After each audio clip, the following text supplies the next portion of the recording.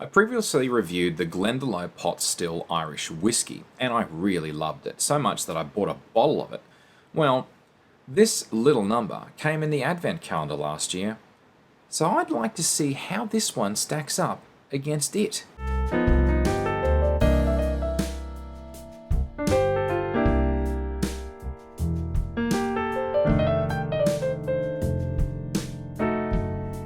This is Whiskey. I'm John Chidgey. Always remember to drink responsibly in moderation and where and when appropriate.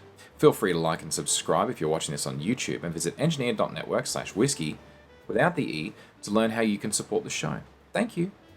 The 700ml version of this little bottle here is available from Dan's for $75 Australian, although when I looked it was only available for delivery. And I looked through and I just couldn't find any local stores where you could pick it up in person. It has a 42% ABV, it's not chill filtered, and it isn't coloured, I think. However, I did find one site that claimed that it was coloured, so I'm not actually 100% sure on that. It's considered to be one of their core range offerings. It's not peated. It carries no age statement either.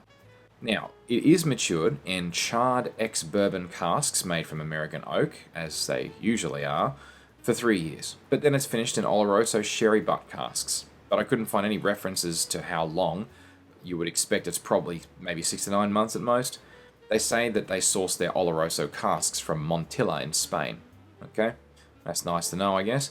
Spain's a big place. Compared to Australia, it really isn't. Whatever. Anyway, hence 2 barrels, see? Double barrel. Hence the name. Double barrel. The mash bill is known to be a mixture of corn and malted barley, but the ratio isn't publicly disclosed, at least that I could find, and it's distilled in their coffee still. I already covered a lot about the Glendalough Distillery the last time when I reviewed their pot still whiskey, so you know what? This time, I'm just going to jump straight to the review, I think. Now then, on their website, about the double barrel offering, they say, on the nose, rich with dark fruit, cherry, raisin, fig, and Christmas pudding. Floral notes with lemongrass, citrus, and a touch of nutmeg.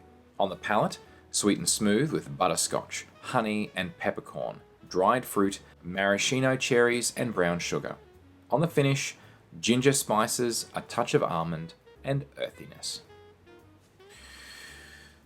Seem to recall it's more complicated than the pot still tasting notes, but I guess we're about to find out if it's accurate or not. So, in terms of the colour, I'm going to call that an amber. It's not super dark. And now I'm just looking at some of these legs. Hang on a second. Searching for legs. Oh, there's a couple of them that run super quick. Yeah. Thick, fat, fast running. Interesting. Alright, let's see what we get on the nose. Ooh, hello. It's different from the pot still, definitely. I get a little bit of that Christmas pudding kind of a smell to it. Not as strong as like a Bushmill 16 though. That's real Christmas cake. Definitely getting a bit of the figs and the cherries. Maybe a bit of plum actually. Alright, I'm trying to sift through those citrus notes to see which one it is. They reckon lemongrass. I used to cut lemongrass for my mum for her lemongrass tea when I was a kid, so I'm well acquainted with the smell of lemongrass and how well it cuts your hands, believe me. No, that's not lemongrass. Maybe lemon, but it's very faint. I'd almost say a little bit lime. And there's a bit of nutmeg in there. Alright, let's see what this puppy tastes like. That's not bad. It's kind of pleasant. It's got a very late buttery mouthfeel to it. So like when you first have it, have a sip of it, you could swear it's not buttery. But then after about 5-10 seconds, a little bit of that butteriness comes out and you can chew on it just a teeny bit. Like I'm getting a little bit of that.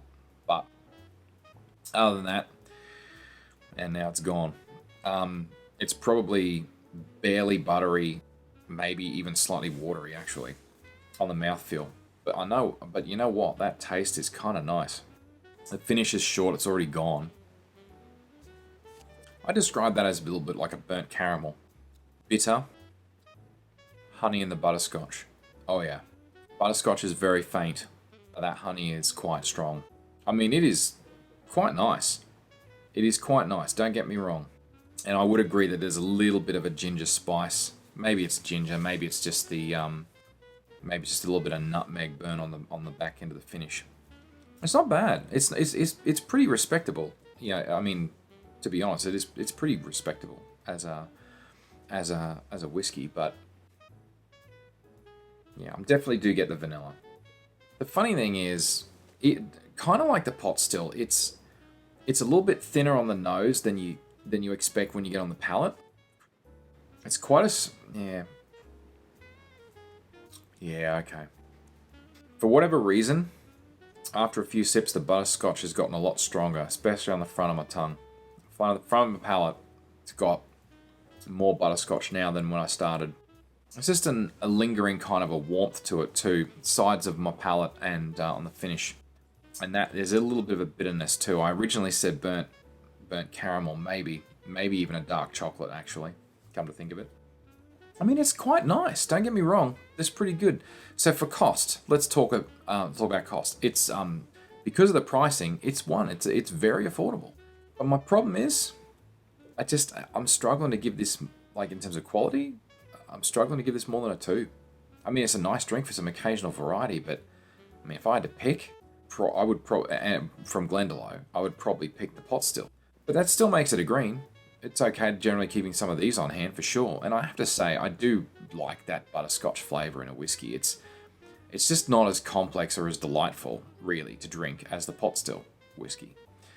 And I would definitely drink it and maybe grab a bottle one day, maybe, if I happen to go past one I snagged it cheap, but I'm not sure I'd actually go out of my way to get it. I think I'll just keep enjoying my my Glendalough pot still. Maybe not so much this one. And with that, cheers. See you next time.